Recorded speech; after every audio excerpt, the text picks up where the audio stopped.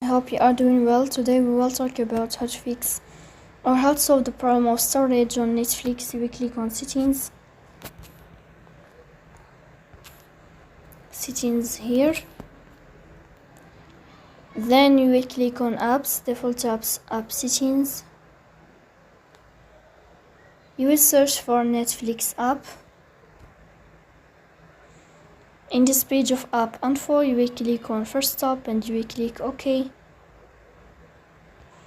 Here you will click on storage, then we click on clear cache. Here we go to Play Store. You will search about the application of Netflix, and then here you will uninstall your app and you will install it again. So please don't forget to support us by like and subscribe. See you next time in another video, and thank you for your